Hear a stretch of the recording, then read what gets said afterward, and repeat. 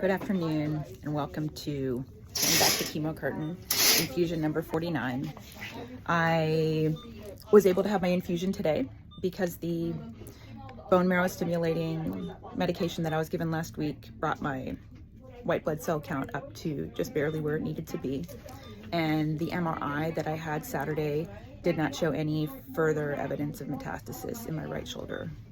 So I celebrated by going straight from my MRI to roller skating, which actually I was going to do no matter what, just because these are things that I can control, right? I consider my relationship with cancer a dance, like I'm a cancer dancer.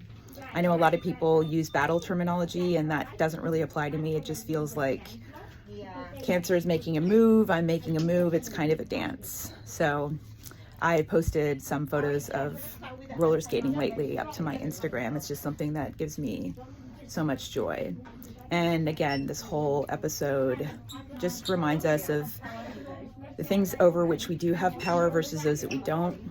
You know, the first and second arrow, with the first arrow being what happens and the second arrow being how we decide to look at that or take that.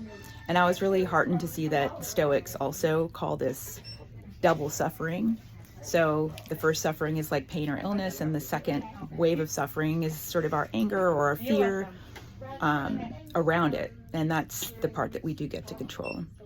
So with that said, my heart is really reaching out and really feeling today what's going on in Puerto Rico with Hurricane Fiona. And I just am really, feeling for that situation. And there's a couple organizations, if you do want to get involved. It seems like the coverage of it is certainly far less than that of the demise of the British monarch.